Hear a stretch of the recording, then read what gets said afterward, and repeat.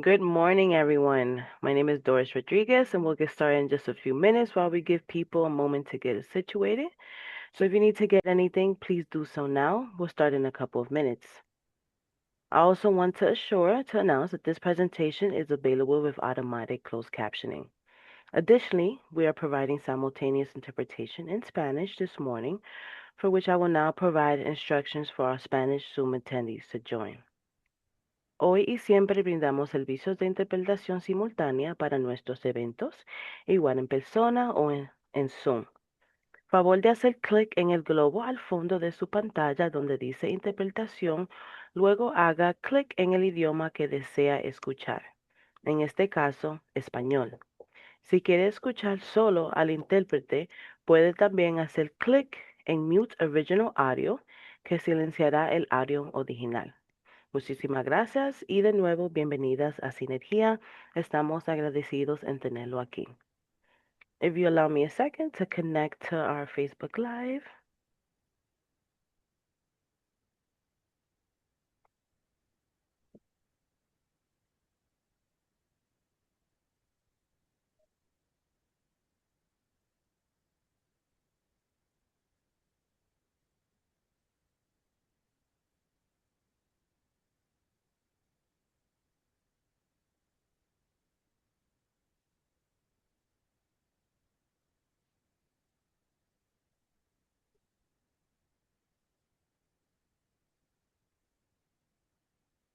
Alrighty.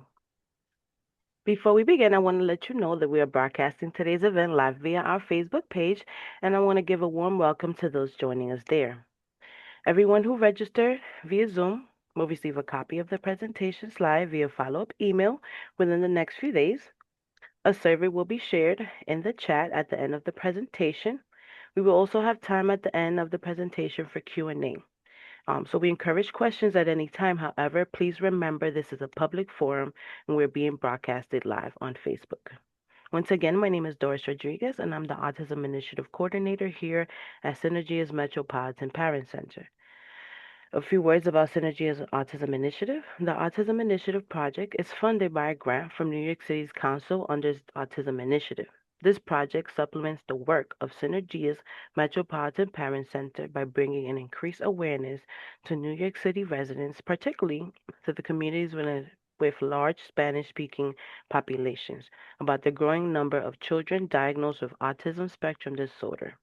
Its strong outreach components targets families and children with suspected or known diagnoses of autism spectrum disorder who are not receiving appropriate educational, health, and other related services. This initiative will link them to other services and supports that meet the individual needs of children and their families. I want to thank you all for joining us. We are glad that you chose to be here with us today. And before we begin, I want to introduce our presenter for today. I want to welcome Mark Surabian, Assistive Technology Consultant at ATHelp. Thank you. And Mark, I'll pass it on to you. Thank you, Doris. It's a pleasure to be here. This is the first time that I've translated a presentation into Spanish, thanks to Google Translate and my wife who speaks Spanish. So hopefully it works. Anna is here to clarify and make it better. But for those of you who will be watching this in the future, you can pause the slides and you can watch and read each one of these slides. Hopefully this is informative. What we want people to do is to understand how assistive technology benefits students, benefits children, benefits young adults as well, anyone. That's the goal here today, at a very basic level, so that you have a foundation on which you can move forward.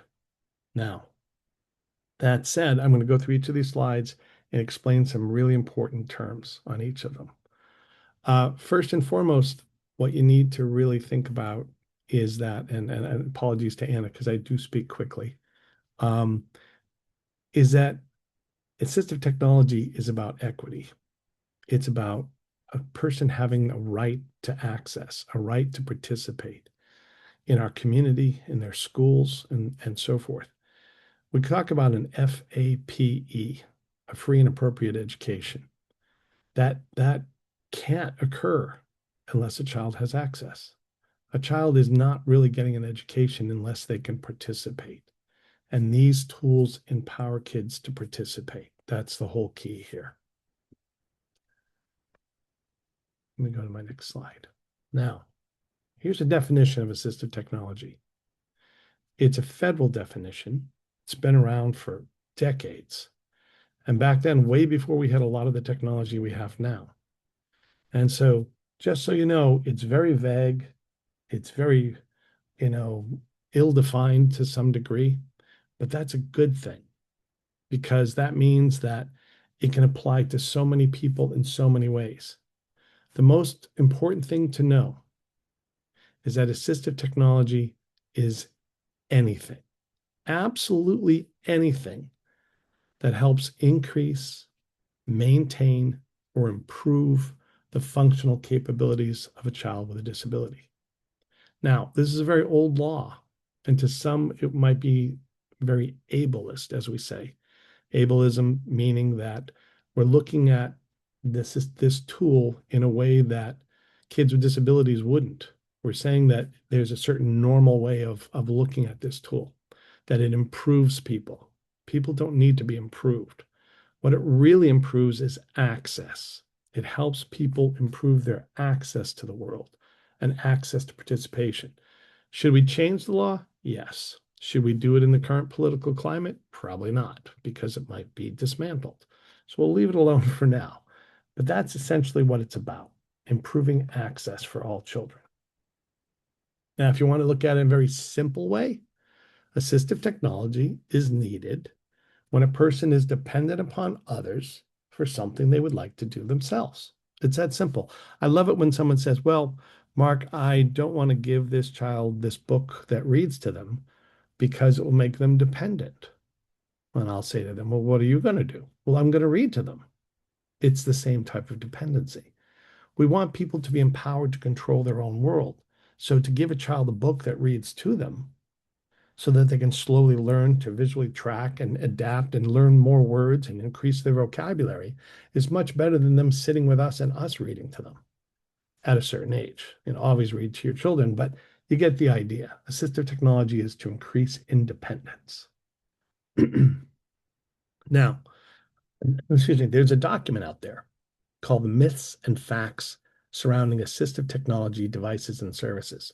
Just came out last year in the US Department of Education. I'm afraid that that document might not be available soon. So if people need it, I'll send it to you, especially if there are professionals on this call or watching this. And this document explains a lot of the myths, MYTHS, the myths, I can't say it today, of how people perceive assistive tech, whether or not it is going to somehow impair a child's development. And it addresses all of them with research. And that's really important for you to understand that people have all these misconceptions about it, especially educators. Now, I teach teachers for a living. That's what I do. I teach at local universities. And I have to say, teachers are not typically the most tech literate people because their goal is really to understand the child and human development. We don't spend a lot of time on technology. So holding a teacher accountable to this technology is kind of hard. We have to inform them too. We have to teach them how this stuff is useful. A lot of people have misconceptions about it. They consider it a crutch. And we'll talk about that in just a minute. But this is what I'd like you to look at some point. These myths are important to address. There's just one thing you need to really know is that assistive technology changes lives. It allows people to be included. This man in the middle is Dr. Stephen Hawking, who has passed away. But Dr. Hawking had ALS, which means that his body stopped working when he was a young man, and he could only control his world with his finger and then eventually his cheek. You can see a little piece of metal on his cheek that's called a switch. And all he had to do was move his cheek, and he could actually type on his computer. Now, people say, well, Mark, he's so brilliant. Why are you using him as an example of assistive technology? Well, without this little chip, without this little piece of technology, he would just be an old man sitting in a wheelchair, unable to participate. See, that little piece of tech changes the whole world for him. What did it do for him? It allowed him to write books, write theories, and be a speaker, international speaker. So it changes lives for everybody at every age. Now, one of the reasons why we use assistive tech is something that people don't typically think about. It's really to keep them in the game, to keep them participating. Most students learn really easily, and that's our job, to help them learn, but most importantly, to keep them learning, to sustain their desire to learn. And these tools help do that. They keep them in the game when the kids are frustrated and unable to participate. Well, why would they be unable to participate? Well, basically because of the way we've designed our classrooms. Our classrooms are designed for efficiency. One teacher with 30 kids, or even a self-contained classroom with 12 kids. It's hard for a teacher to maintain an entire classroom and meet every child's needs individually. It is very difficult. So we mainstream a lot of things. We make things very typical. And we assume that there's one kind of learner, but there isn't. And we see this more and more every day. The one good thing about the United States education system compared to other countries, a lot of times we're rated, is that we believe everyone deserves an education and we make an attempt to educate everyone. That's not the same in all countries. And so everybody deserves access. But if you're going to let everyone in and not everyone learns the same way, then you need to rebuild your classrooms and design them in such a way that everybody can participate. Now, the first way we do that is to differentiate instruction. We make different types of interventions and tools and materials for kids so that they can participate based on their needs. It could be a language need, it could be a reading need, it could be a communication need, whatever it is that they need. But sometimes we need more than that. We need tools, technologies, and that's what we're talking about today. But before I demonstrate some of these tools to you, I need to make a really important point. We're going to see some examples of real kids who are dyslexic, who are dysgraphic, who cannot communicate, and briefly talk about what they used. But when you go on the internet and you look up, I'm going to go to this slide really fast. When you look up and you do a search as a parent or a professional for tools for say, specifically like for a kid who's autistic, and you type in, what is the best AAC device for autism? Or what are examples of assistive technologies for autism? That's not a thing. It's not a thing. It's not the way we look at this field. What you see in the middle is what we do. We look for key areas of support. People, like I said in the beginning, do not need to be fixed. One of my former students is a teacher, and he is autistic. And he finds it very difficult to be a teacher because things are not designed for him to be a teacher, but he's doing a great job. And he reminds me all the time that there aren't tools to fix him. There are tools to fix his access. When he was 3, he was unable to speak. So he needed a tool to support him. And that's what assistive tech was. When he was older, he needed tools to help him focus and organize his ideas. So it wasn't because he was autistic, it's because he needed to organize his ideas. He needed the best tools. So please don't look at these tools as being for autistic kids or for kids with cerebral palsy or et cetera. You get the idea. Let me go back to this slide and really push this point. AT doesn't fix people. People are who they are. And we embrace who they are and accept who they are. What needs to change is the environment and their access to participate. I think you get the idea. I want people to pause to read this slide, to tell their peers and even the kids themselves to see it this way, that no one needs to change. Just the design of the environment needs to. Okay. Now, what I want to do is switch gears a little bit. I'm going to stop my share and I'm going to share my phone because what I want to get across to everybody today is that you have enough assistive technology right now on your devices, iOS, a phone, Android, um, iPads, whatever it is, to help 95% of the access issues that kids face. Let me try to share one more time. See if it's working. I think we're having a connection problem, which isn't good. It was working a minute ago. Oh, yeah, this is why. Wrong cable plugged in. Every now and then when you're wondering what's going wrong, just reboot your computer or Check and see if it's plugged in. How's that sound? Okay, let me do it one more time. There we go. If you have an iOS device, oh, still not in connection. And these are the types of things that just fluster tech people because we're like, well, wait a minute. It's embarrassing when I can't do it. Try it one more time. There we go. Come on. Are we ready? There we go. Oh my goodness, it was frustrating. This is my phone, a pretty busy phone. I want to show you the first thing and the most important thing for anybody to do is to go into their Android phone or their iOS Apple phone and to look for accessibility features. These features are not just for kids. These features are for just about anybody that needs access. There's a gentleman I'm working with right now who has progressively gone blind. He's 90 years old and he's losing his vision. And what I've tried to do is demonstrate a lot of these tools and how they can help him remain independent in his home. There are tools in here to help people with cognitive disabilities access their phone and be able to call people with simplicity. There's so many tools in here, it's unbelievable. But what you're going to do in both the Android phone and the iOS phone is go into the accessibility area. And at the end of this presentation, there's a link to a whole bunch of information about these, especially the Android version of these apps, so you can see them yourself.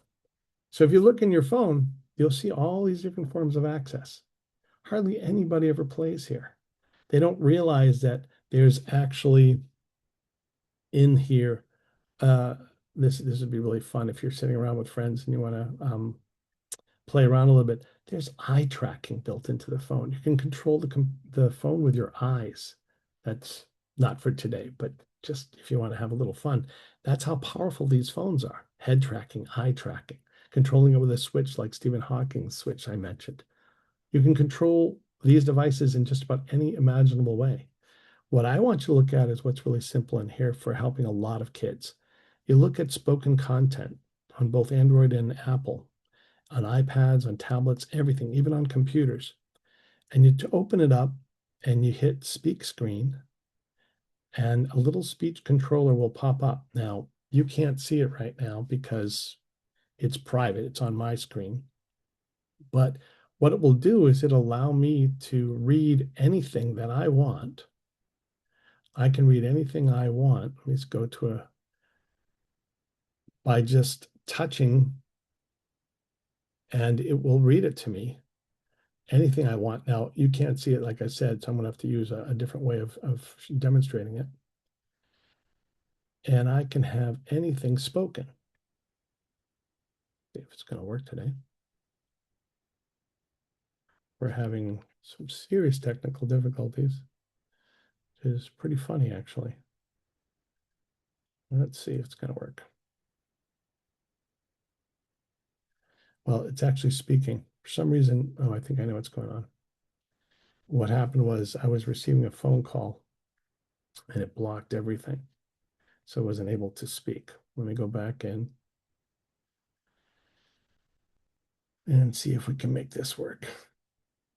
No, it doesn't want to work. All right. Well, normally this all works beautifully.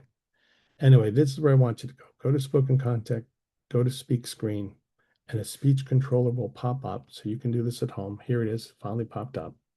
And this can read absolutely anything. If I use this little finger and I touch some text, speech controller allows quick access to speak screen and speak on touch.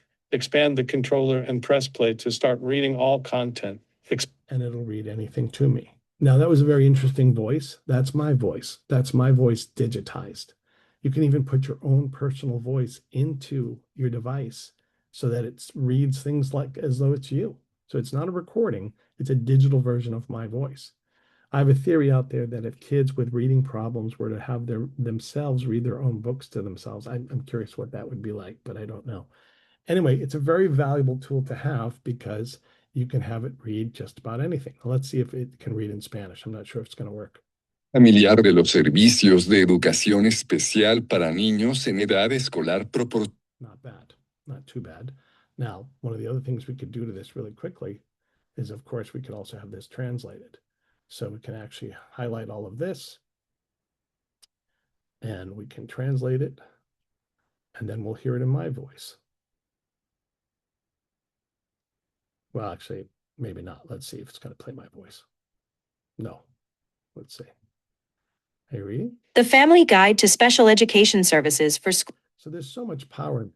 Now, that's just one tool that can read absolutely anything. It can read websites, it can read notes, it can read emails, it can read anything to you, and it floats around your screen wherever it is. This empowers the kid to listen to everything, to see new words, to hear them, to understand the text that someone has sent to them. It's very powerful. Now, what you might see a kid do is put it up to a high speed. Información sobre cómo el Departamento de Educación de la Ciudad de Nueva York determina si un estudiante de... Now, granted, they're just messing around, but eventually they're able to acquire the ability to listen to a text being read at that speed. We'll talk about that in a few minutes. It's really amazing. Now, go back here, and there are so many other things in here. One thing I don't want you to play with is VoiceOver, and I think it's called TalkBack on Android, because that's for people who are blind. And once you get in there, it's very hard to get out, and your phone will be talking to you all day. So please don't play there. Now, there are a whole bunch of other areas in here, like switch control, controlling it with your switch, controlling it with your voice, using it as a hearing device. We actually can use this with ear pods and take the phone and put it at the head of the class. And this would be for, say, a high school student, so they could put an ear pod in their ear, have their phone by their teacher, therefore they're not touching it, so everybody will be happy in the DOE. And the child could listen more intently to what the teacher's saying and block out all of the noise that's distracting them. Helps a lot of kids with auditory processing issues. It can also be used as a hearing aid. My wife needs a hearing aid and she refuses to use it, so she uses her ear pod with her phone in meetings and uses this as a listening device, and it's FDA approved as a listening device. There's so many other things in here, but the most powerful one for you to play with really is guided access. Guided access will lock your child into any device. There's a version of it for Android too.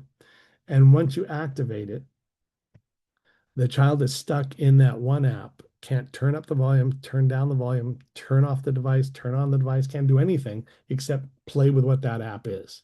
So it locks them into it. It's an amazing thing. Parents really love that one. But it also helps in school so kids aren't distracted and doing other things. Anyway, there's a lot of tools on there. Let me get rid of that for a second and go over to this notes page. This notes page, this is just a typical notes page that all devices have, where you can type your notes and stuff. But what's amazing is there's so many tools in here that we don't even look at.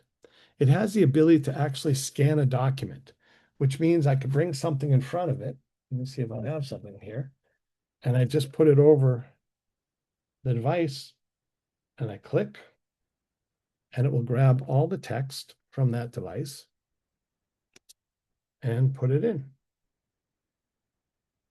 Now, let me show you how that works one more time. It's one of those days where nothing wants to work the way Mark wants it. Scan the text. Here we go. So now I'll go like this, and I'll click on this text from this book that's in front of me, and it goes right into the device. So it can actually do that. It can also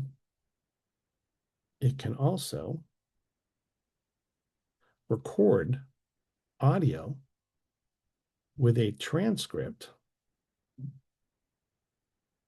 of everything I say, so that later on, if I needed to have notes from something, and this could be used for a person at a job site, it could be used for a high school student who's allowed to take notes in the class.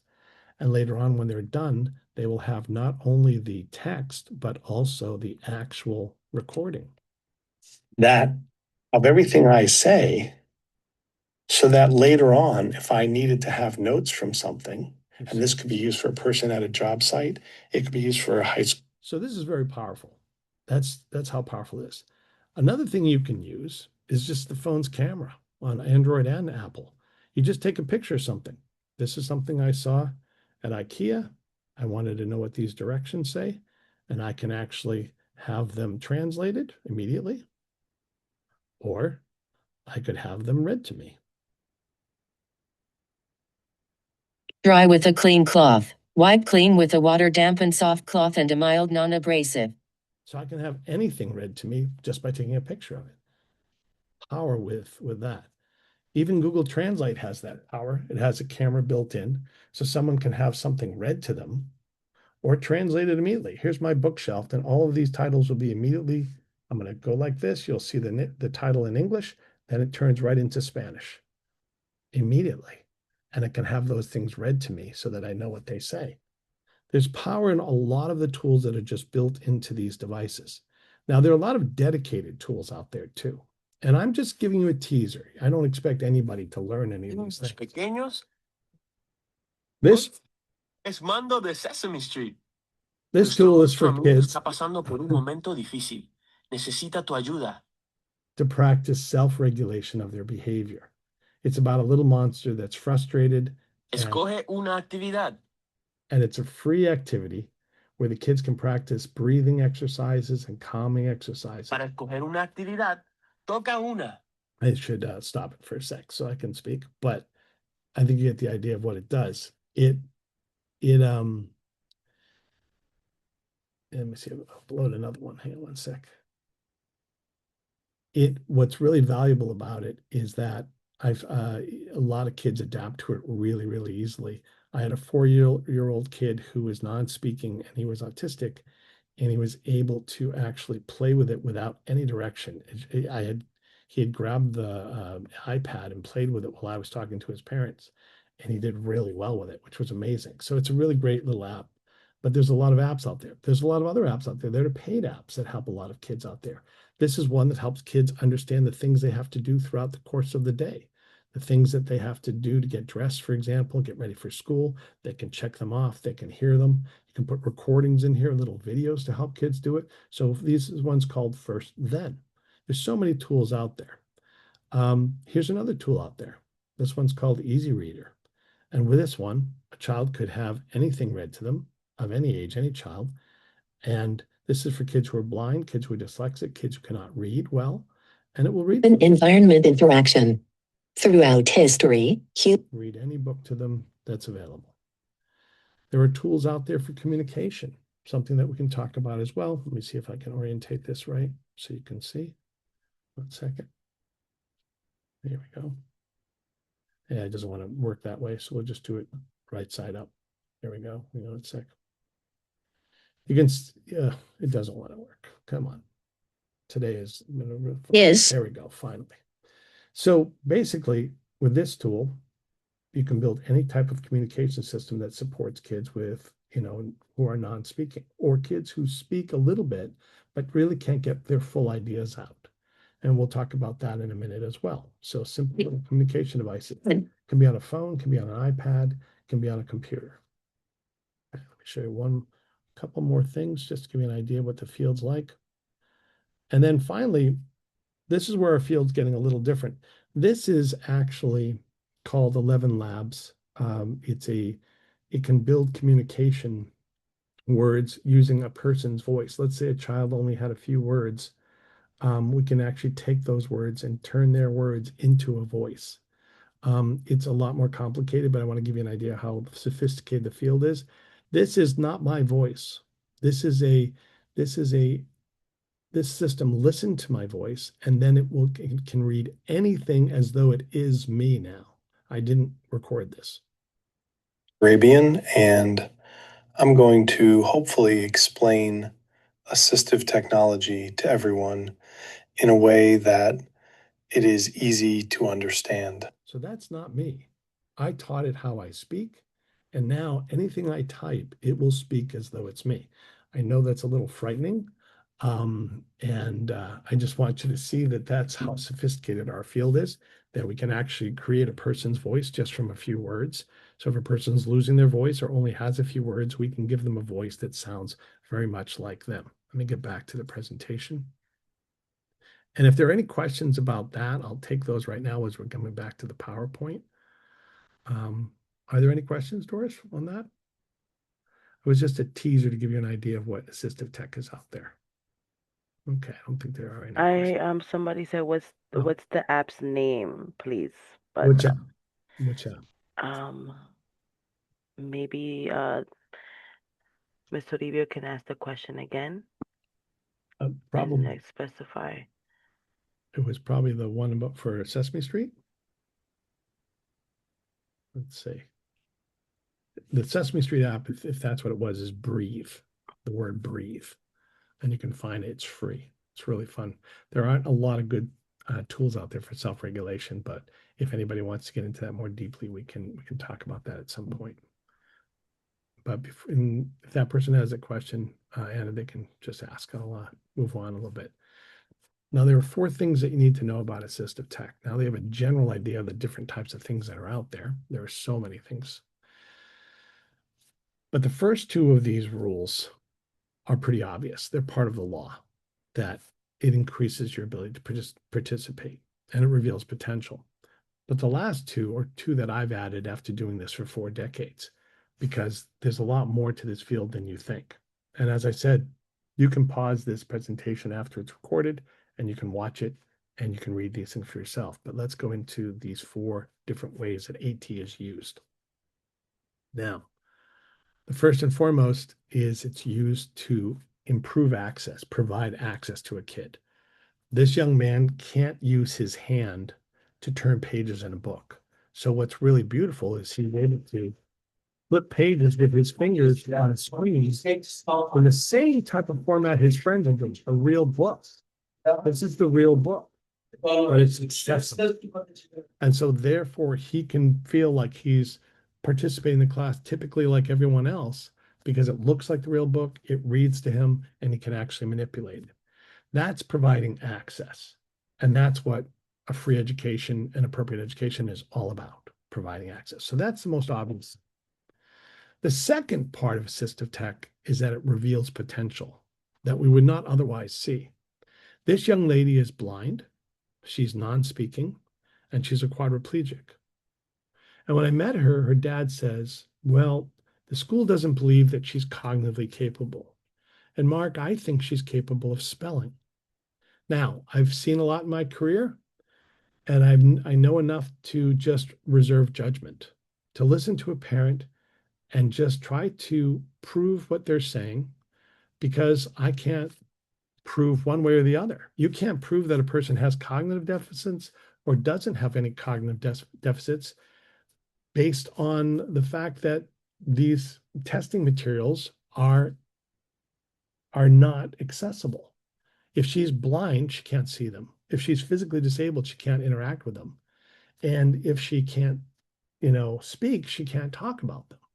So our assessments are really kind of assumptions. Well, I like to assume a different way. I like to presume greater competence. And people say, why? I say, well, we don't know anything about what's going on in this child's head, nothing. So because we don't know what's going on in their head, we can't make any statements about them. We're kind of at a standstill until you can prove one way or the other. So the goal is to provide access so that child can demonstrate what they know and thereby participate.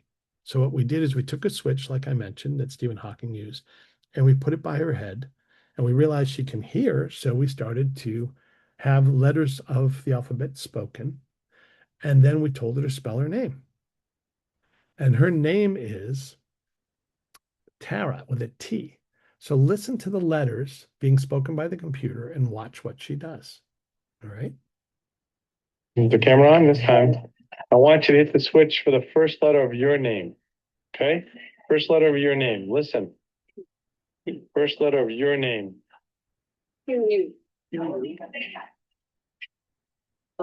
R. S. Yes. T. Nice job, Tara. That's the best. Oh, that's awesome. So clearly you can hear me a little flustered because I can't believe it happened, that she did it.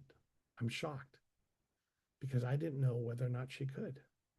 But we can't say anything until you create access. Nothing. And after creating access, if it doesn't work, you try a different form of access. That's why this is not just one person trying to solve these problems. It's a team. It should always be a team. And parents and the children should be part of that team. Yep. So now assistive tech is considered for physical, communication, vision, and hearing. It's just, everybody's like, Mark, those are obvious disabilities. We should consider it for all of those kids. But the kids who need it the most, the kids who make up the majority of the kids with disabilities in the city of New York, of the 220,000 kids in this city, are kids with learning disabilities. And those could be kids who are autistic, kids who are dysgraphic, kids who are dyslexic. So many different kids, even kids with physical disabilities, vision challenges, and so forth, can be learning disabled. Now, we hardly ever consider assistive tech for them. It's changing. But that's because we think that our interventions are enough. That's all we need to do. They're going to keep pushing at it and they're going to learn to read. And if you give them these tools, it'll actually keep them from learning. It's not true. Okay. This little guy has dyslexia. He hates school, doesn't want to go back. So I said to his mom, listen, there are these books that we can get for him through an app called Learning Ally, and it will read to him in a human speech. It's read by actors, and it will read books to him, and hopefully that'll keep him engaged so that he still loves stories while he's learning to read. That was our goal. We want to keep him interested in learning and enjoying it until he can do it on his own. See, that's the problem. If you give a kid, some lower level reading materials, even though they cognitively are much more capable, they're going to get so bored, they're not going to want to learn to read. So that's what we did. And she sent me this picture one morning and said, Mark, he loves this and he doesn't want to go to school. I'm like, what are you talking about? This was for school. She says to me, well, he's on page 40 of Harry Potter and he doesn't want to leave the book. What a great reason to skip school. Anyway, the point is that he's engaged and it keeps those kids involved in the learning process. So the third reason for assistive tech is to keep the child participating until they can do it on their own. That is essential. Now, everybody says, well, Mark, we have educational interventions for that. We have therapeutic interventions for that. And those are a priority, but they need to be supplemented. They need to be supported. And that's what these tools can do. They can make sure that that therapy continues on at home and wherever that child is. If you're practicing reading and you're practicing vocabulary and you're listening at school and you're learning from your teacher, well, what if you could do that at home with the support of a tool? That's a key. And the other factor is that all these interventions take time. You're not going to teach someone to read next week, or might not even teach them in a year or a couple years. And the fact of the matter is the kid needs to participate today, or else they can't show what they know. They can't be with their peers. And they have a lot of knowledge that they want to share, but they can't participate if they can't access things. As my students say, I got homework tonight. How do you expect me to do it? So I think you get all the ideas. I'm going to jump over to here about time. The kid's biggest enemy is time. There's just not enough time for them to show what they know and get things done without other supports. It takes us time to notice that they're struggling. It takes time for us to plan interventions. It takes time for us to create interventions and support and employ them. It takes a while for kids to attain their skills. All of these things take time. And what happens to a kid as time passes? You all know what happens to children as time passes. A lot of kids get frustrated, angry, pull away, get obstinate, and we think that there are behavioral things going on and we don't know what the reason why it is. It's because they know that they are not participating, they want to, and they're losing interest, and they're really frustrated with us. And what happens is they might slip into not just greater anxiety, but actual depression. And that actually happened to somebody I know. Children with learning disabilities are 4.5 times more likely to have a mental health problem than children without. Not because they have a learning disability, but because of their experience being in an inaccessible world. You have a very bright child sitting in a classroom who's unable to read the text but understands it, while everybody's silently reading. That anxiety, that frustration leads to real emotional issues for these kids. It really hurts them and damages their souls. It really is, it affects them. This is my nephew. Like I said, I know this firsthand. And he was held back almost 3 times. We've blocked the 3rd time in the Florida school system, in a very good school system. They had all the resources they needed. And he got so depressed. He was diagnosed as clinically depressed by middle school, so frustrated and angry at the world that he couldn't participate. We smuggled him one of these little reading pens. This is called a scanning pen. There are many different types of these tools. And what this pen does is you run it over text, is it reads it to you, it translates it, it will define it, it will scan and take notes for you, it will do all these amazing things. He fell asleep on this tool the night I gave it to him, because he was so obsessed with the fact that he could access all this text, all these things he wanted. Empowerment. We left it at home for a while, and his grades went up. He started to understand the text and be able to reply back and do voice dictation at home on the family computer and get his ideas out. And his teachers were really impressed. And then we mentioned to them that we were using assistive tech, and they were very upset with us, and they refused to let him use it at school. And his grades plummeted again. Didn't end well for my nephew. He ultimately was kicked out of high school. And we fought for years to have access to assistive tech. And he's now in a night school program finishing while he's looking for further employment. Talented kid that can build a computer with his eyes closed. And yet the school thinks that reading is so essential. No, learning is essential, not reading. A person who's blind does not read the way you do. If they don't know Braille, they're listening to text, and that is just as valuable as reading. Matter of fact, studies prove that listening and reading go to a similar part of the brain, and the information is retrieved in almost exactly the same way, so there's no difference. Knowledge is superior to the task of reading. So it doesn't matter how we do it. He's a good kid. He's doing fine. Here's the problem. Most of the criticism of assistive tech is unfounded. It's based on nothing. Just my generation especially saying, well, you know, this is the way we looked at it. Mark, visually, reading is superior to listening. No, it's not. Most cultures have a long history of oration and reading, you know, and telling stories as a far more powerful way to teach people than reading. Reading is not a common thing until the modern times. So the way people usually learned was by listening and by speaking. But we don't emphasize that in our schools. Remember, one size fits all. So I don't want Anna to have to translate each one of these, but these are a lot of real parents and real professionals criticizing the use of assistive technology over the years. Some people just say, you know, you know, he can push through and he can do things like I said, you know, like I did. He'll make it, you know. And I listened to that parent later, and I find out that they actually want the assistive tech for themselves because they're frustrated, and we usually end up getting it for them. Now, if you look at some of the others of these, and 1 second, I need to set something up for you all. Okay. If you look at some of these other comments, they're all based on what people assume are research. Studies show pencil and paper are better for note taking. No, studies don't show that. There was a Princeton study that they evaluated college students. What was better, typing or handwriting? It was handwriting, because no generation has been raised learning how to type, to take notes. No generation. Matter of fact, this generation can barely type. So it's an unfair comparison, 1.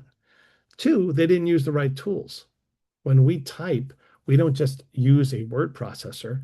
We use tools like Microsoft OneNote, which allows you to record, annotate, paste in pictures, paste in links, build a very multimodal, you know, notepad for all of the things that matter, throw in PowerPoints, etc. It's very rich, far more powerful than paper, but we don't teach people how to do that. And then finally, it's comments like this: she'll become dependent upon the tool. She's dependent upon you right now. What's the difference? When I told the school system about my nephew's needs for the assistive tech, that's what they said. He'll become dependent, Mark. And I said, well, what's the other option? Well, we'll read to him. And I don't think they understood what they just said, right? They didn't see the dependency they were creating. Why are we so misinformed about this stuff?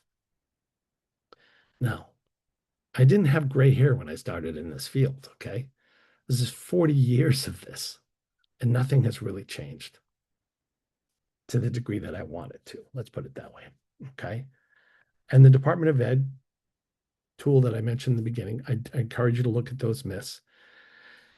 They notice in there that assistive tech is an afterthought. It's after the kid hits a wall. And then after they fail to perform, we say, you know what? Let's try this. It shouldn't be an afterthought, but it is. We have an IEP set up and we sit there and we talk about it and we talk about all the things we tried. And then eventually someone says, could we just give him this? And it sounds like we're just giving up on the interventions. We shouldn't be doing that. We should be doing both at the same time. And Mark will say, well, people say, well, Mark, that will interfere with the child's, ability to do their work. It will harm them. No. If you go through all these myths are backed up by facts and research. Here's one of the myths. Myth 15. Using AT devices and services will not improve child outcomes. No, research that it improves child outcomes in all settings. All right. There's another myth, and like I said, you can pause this later and look at this. There's another myth that using these devices lowers a child's motivation because it does the work for them. No, the research proves the opposite. Like I said, it keeps them engaged like that boy. He wants to read now because he loves reading. While it's being read to him, he continues to love the story, and therefore the desire to read increases, which means he tries to read more, not less. It is faster to read with our eyes than it is to listen for most people. So that's where the incentive to try to learn to read. Plus, you go around the community and you need to read all the time. There's text everywhere. So ask any person who's dyslexic. If they could read better, they would want to. But they get very frustrated with how long it takes to teach them. Here's a really interesting study, and I'll stay on this, looking at the time, I'll stay on this frame for a few minutes. It's a real study out of Linnaeus University in 2021. They took assistive technology tools for literacy, reading and writing, and they gave them to two groups of students, well, to one group of students, and to the other group of students, they just gave them their typical literacy intervention in Sweden, which is a very excellent literacy. They have a very high literacy rate. So one group of students had literacy intervention and the other group just had assistive tech. And they followed them for 2 years. At the end of those 2 years, they noticed that all of the students had gains in reading ability. All of them had increased motivation for learning to read even better. And there was hardly any difference between the two groups. So not only did assistive technology not hurt their desire to read or their ability to read, it actually was an intervention in itself. Now, I won't be that bold because teachers will be mad at me and say, Mark, you're saying that we should get rid of our interventions and use this? No. I'm saying the proof that it doesn't hurt means you can do both at the same time and not wait till the kid hits a wall, as we say, and is so frustrated and angry about learning. Now, even the Department of Education, in the SOPM, the Standard Operations and Procedures Manual, which is available for people to look at, recommends that students should be considered for assistive technology. Now, all educators in the DOE are supposed to read this and are obligated to follow the SOPM. They're obligated. That is the rule book. And so you should go and learn about it and read what's in there. Every child has a right to be considered for assistive tech when they have an IEP. And children with 504s and children who are struggling, they have a right too, but it's just more pronounced with regards to an IEP. Every child should be considered. That doesn't mean every child gets it. It means every child should be considered. Okay, just want to, let's leave it there for the moment. All right. Myth 10, only children with certain disabilities. Not true. Every child with an IEP should be considered. Every child. All right. Just want to emphasize that one more time. Now, let's look at the impact of assistive tech on real kids. These are my clients. 3 of them are fake pictures because I haven't asked for permission to use their pictures. I do it for some studies, but this is being recorded. The 4th one is a person who's a friend of mine now. He's a student who's in his 30s, and it's about his journey. So it's a real picture. But the first one is Randy. He's a real person, and that's his picture. Simone that's not her real picture. Carlos, that's not his real picture. And Abe and William, that's not his real picture. But these are 4 users who are real people and have had real experiences. I want to go back to what I said in the beginning. If you're autistic, that doesn't need to be fixed. But you could be autistic and not be able to speak like Randy, or not be able to read like Simone, or not be able to have access because of dyspraxia or other types of access and coordination issues like Carlos, or unable to handwrite because of dyspraxia and other issues as well, like William. So these people represent the 4 different areas that we primarily use assistive tech in that also impact people who are autistic, people who are dyslexic, dysgraphic, etc. I hope you get that. Okay, good. Let me move on. Now, don't forget, not everybody has your knowledge, so I'm making this as simple for people as possible who are new to this. This is William. This is what dysgraphia looks like. And for kids who are autistic, sometimes it's dyspraxia. A lot of these kids it's a neurological issue, and you can give them occupational therapy till they're 80, and it's not necessarily going to improve. This is William's handwriting at 13 after about 8 years of occupational therapy. It's not a fine motor issue because William can draw. See, to some degree it is, but it's mostly a neurological issue. And that's what really slows kids down. If we're going to keep spending time on handwriting, we're going to sacrifice participation. Kids should learn how to handwrite and type at the same time. Yeah, I said it, in preschool. They should learn to play with letters on a keyboard and play with letters with their hands with a pen, because we need both in this society. And when they're 13, like William, they should have the ability to make their own decisions about what's more efficient. Thankfully, we taught William when he was 6 how to type. So then when he was at 13 and they were still making him handwrite, he finally said, enough. I'm a better typist and my voice dictation is excellent. And he started to do all of his work. You see? You know what we put him through? Just constantly asking him to take notes in class like this. And then he has to go home and read them. And you know what's happening when a dysgraphic kid is actually writing? They're not paying attention to you. I can promise you. They're trying to make sure it's legible. And in doing so, they actually don't pay attention to you. Your brain can't do 2 things at once. I'm sorry. Multitasking is not a real thing. When we write, we have what's called automaticity. We write and we don't even have to look at the page when we're writing, typically, when we're listening to someone. A dysgraphic kid can't do that. So what do we do for him? Well, we gave him different tools. And it's based on research.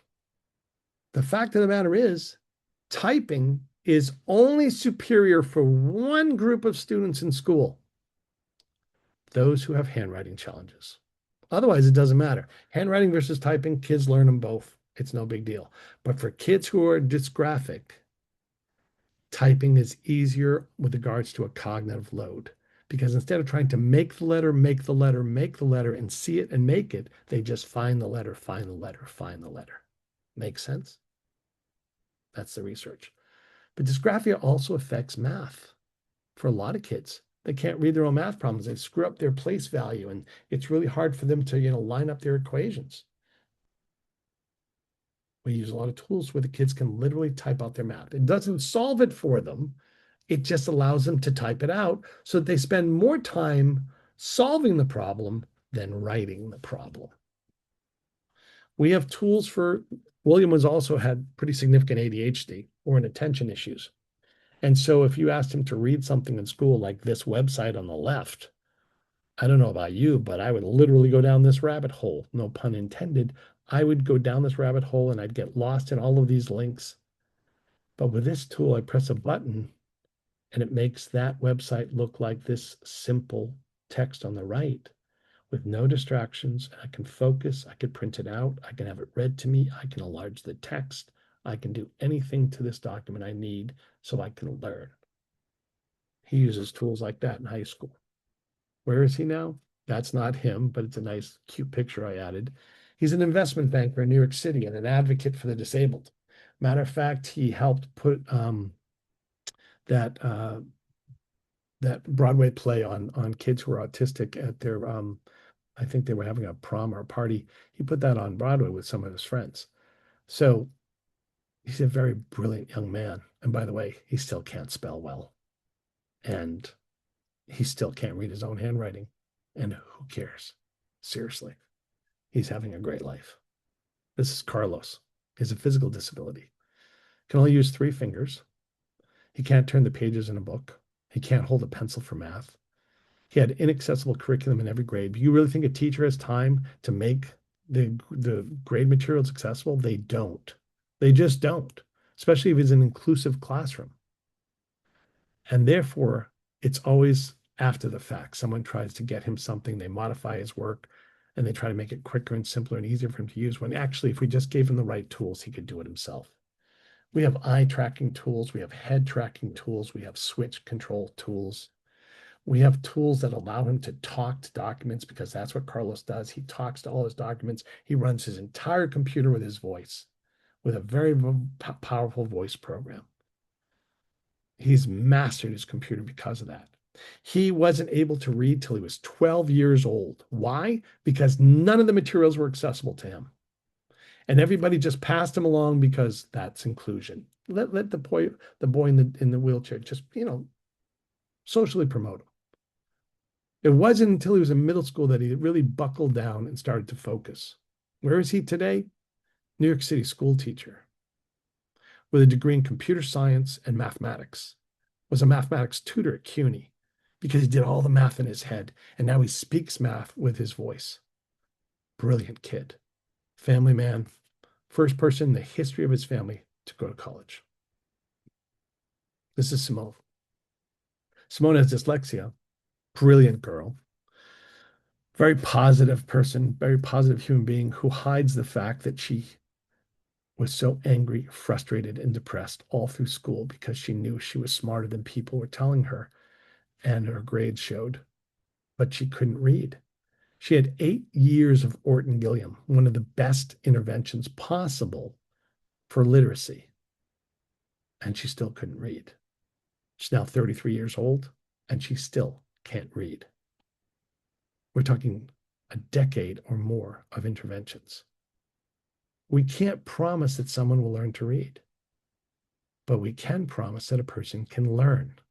And that's what this is about, getting them access to materials to learn with.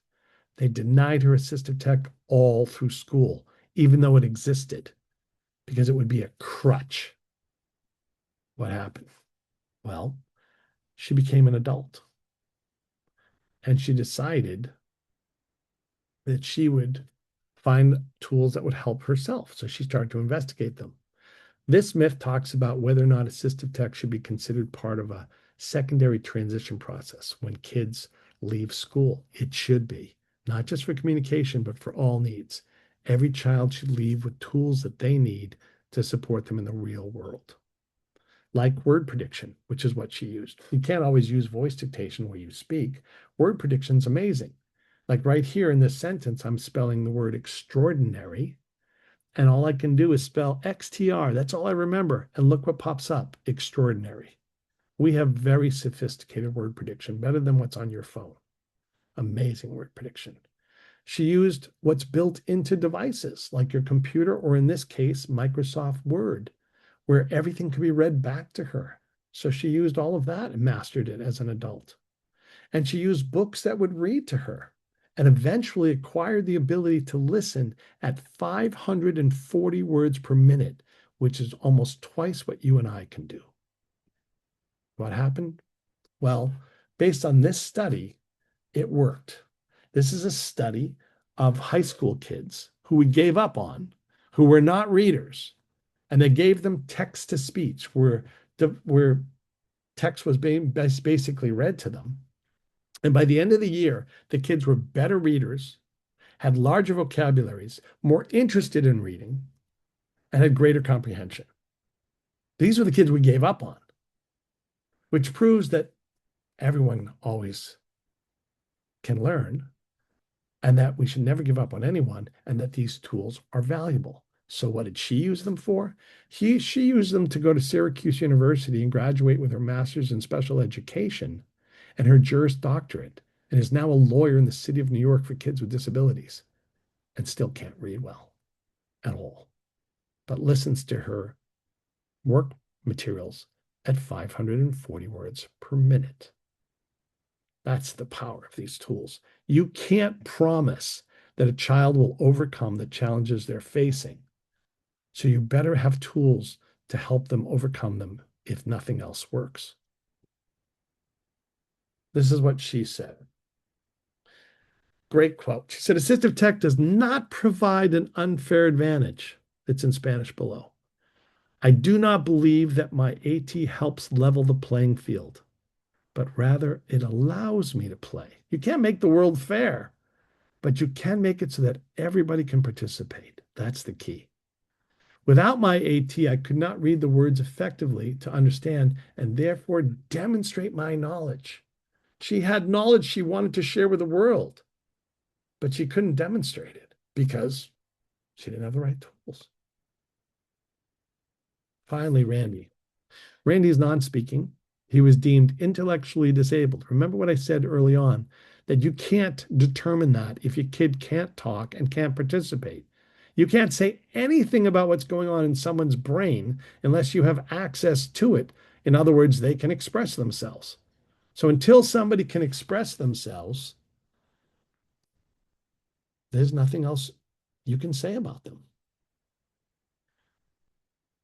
But his mom really believed that he belonged in an inclusive classroom. She felt that the other students would be a really great influence on him, that he would actually have a lot of, they would be modeling for him a lot of proper, like, you know, discipline and skills that he would want to acquire, and it would keep him engaged in his community. So that's what they did. They put him in an inclusive setting that nobody wanted him in and fought for him to stay in. Now, what we did is we gave him a communication device early on. Here are some research articles specifically about kids who are autistic and communication devices. A lot of people are like, you know, Mark, we don't want to give devices to kids because then they won't talk. Really? So when you go to a restaurant, so when I go to a Spanish restaurant, I luckily now can understand most things. But let's say I don't know a food. I'm so happy there's a picture there that tells people, that I can tell people that's what I want. All a communication device is a menu for the world. That's all it is. And children will use their voices and the device, and their voices and the device. And then eventually, when their voice is strong enough, because it's a lot faster, they will reject the device and push it away themselves. But you don't let them get rid of the device until they can say everything that's in their head. If you see them going, yo quiero, I want, and then they go to the device and they find the food that they want, that means they still need the device. You don't take it away when a child suddenly starts speaking. If they do, you don't. It's about communication. It's not about talking. We want kids to be able to talk because it's easier, but more importantly, we want them to be able to communicate. There's no education without communication.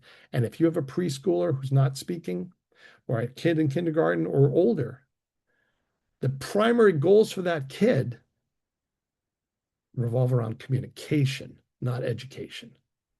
Education is second in those goals. And I don't mean just speech therapy, I mean augmentative communication. I mean, that should be the priority. Why? Give you a great example.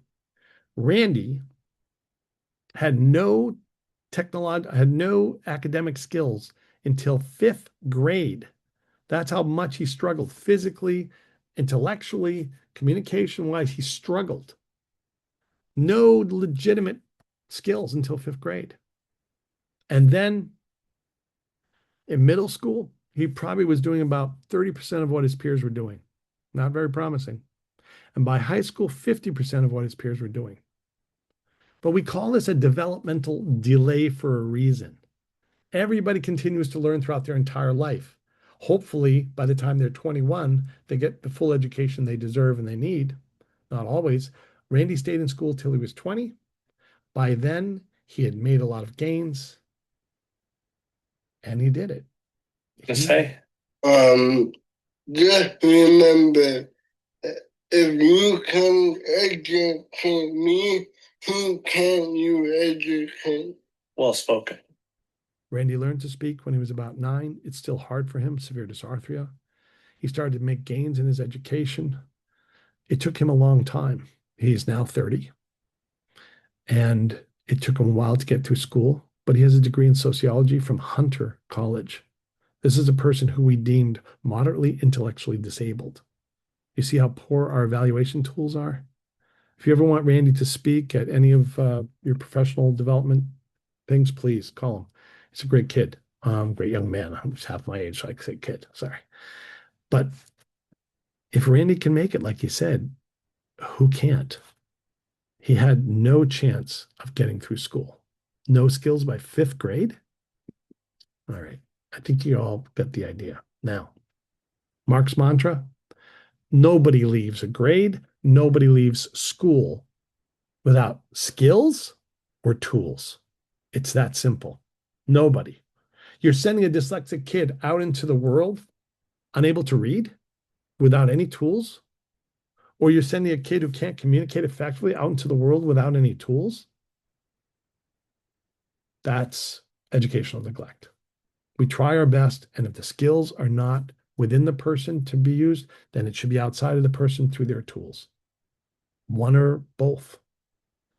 Either way, a person deserves to be able to thrive and access their world. How do you do this? Look on your IP. It says, does the child need an assistive technology device or service? Almost always it says no. Why? Because the person running the IP meeting checks it off because they don't know about assistive tech. Gave a lecture to the UFT, to the psychologists and the social workers and the Board of Ed multiple times. It was a great idea because they're the ones that usually run the IEPs. And hopefully more and more of them are starting to know that this stuff is valuable and it has research behind it, and we shouldn't believe the misinformation about it. So this question is not really accurate. Does the child need an assistive technology device? You shouldn't be answering that in the IEP. What you should be doing is, we don't know, and we should recommend that the child be evaluated. And that's exactly what the DOE will do. The DOE has all these resources on their website talking about evaluations, all the assistive tech resources that I'm going to give you access to in a second. If you go here with your phones, I'm going to leave this up while I take questions. There's a whole bunch of documents in here. I apologize, the majority of them are not in Spanish, but you can email me, and I'll put my email and my Spanish is sufficient that I can respond back to you. Other languages too, of course. But this is my email. If you have questions and you want to meet with me privately on Zoom, if your child is very complex in the way of needs, we probably meet in person, and I can make arrangements at the JCC. But right now, there's a lot of tools in there. And of course, you could just use your phone to translate them as well. And there are some links to Android apps and to other apps and so forth. Let's leave it open to questions. I think you got a good 101. You got an idea what this is about. Most importantly, just know everybody deserves access and everybody can have access. There's no reason they can't. The DOE has the tools. They just don't always have the people that know how these tools work. And that's for all of us to teach them and to teach ourselves. Thanks, everybody. Thank you, Mark. So yes, as mentioned earlier, we will now open the floor for Q&A with our presenter. For those joining us via Facebook Live, if you have any questions, please place them in the comments section. Please make sure to write all your questions in the Q&A or on the chat. Alrighty, so let's get to it. So Mark, there is a question. Can you talk about Tobii/Dynabox? Well, what Tobii Dynavox is a company that makes communication devices. And there are many of those companies out there, so it's not the only one. The Department of Ed has contracts with different companies, and that's one of them. A Tobii Dynavox system is usually used for eye tracking. Those are one of the most powerful ways that they're used for kids that can't use their hands to communicate, so they use their eyes to control a device. But they also have some simpler devices that, are basically just tablets that kids can communicate with and touch. There are tons of them out there. But most of us in the DOE, I'm not in the DOE, most of the people in the DOE use iPads, and they'll put apps like TD, Snap, and a whole bunch of other apps made by Tobii and made by other companies, LAMP, made by PRC, and they use these apps to help kids communicate. So that's basically what it is. If you need help with your Tobii or want to understand it more, you can give me a call. But you also want to hold the Board of Ed accountable for these things. They have a team that can help you, and they will willingly help you. So make sure that you seek them out. Assistive tech is in two parts. It's a device and it's a service. So the service is another thing that the DOE provides. And if you don't feel like you're getting served enough, you can always call me for free. I'll help you for free as well. Start with them first, though. Thank you, Mark. Mark, we did have some pre-registration questions. I have two children with learning disabilities, a 9 and a 12-year-old. Both have a neuropsychological evaluation with a dyslexia diagnosis. Can they benefit from AT devices, and if so, which ones? I think that was pretty clear. And well, this is one thing that I forgot, and I'm glad most people are still here. And let's make sure this gets in the recording. There is an application, otherwise known as an extension. Okay. Extensions are those things that you see in your browser. Especially a lot of people use, Google Chrome browser. And the extension are different tools that you can use to improve your experience using the web. Well, one of those extensions is called Read and Write. And Read and Write is owned by the Department of Education and in every single school in the city. But not every school knows they have it because, well, not everybody has the tech support they need. So if your child's in a public school, you can ask for them to have access to Read and Write so that when they're in a Google Doc, they have the word prediction, they have the voice dictation, they have spell checks, they have all the tools that a dyslexic kid would need. And those tools will help them read documents, will help them produce documents, will help them write, help them spell, and not just with spell check, but with word prediction, like I mentioned. So that's just about the most powerful tool for dyslexic kids there is. And I can help you individually with your child and we can talk about it. But just know everybody that tool is out there for every kid with a reading or writing problem right now. So you can ask your school, please access that. If they need help accessing it and understanding it, they should ask the DOE. And if they still don't feel that they've got enough training in it, they can ask me and I'll train their school on how to use it for free. Okay. Thank you so much, Mark. We have one more question. I would like to know of the AT programs available for children who are dyslexic. Well, like I said, Read and Write was the most powerful one.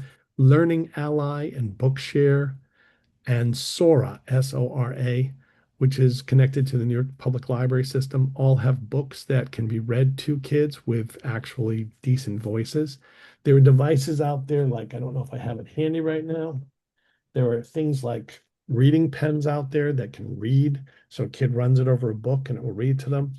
There are apps built into your phone, as I mentioned, that can read anything that the child has, next to them. And it can also capture text from anywhere and give them digital tools that will read to them. Microsoft Office, all of their products will read to you. Google Docs, if you set it up correctly, I can show you, can have it read to you. So children have all the tools they need right now.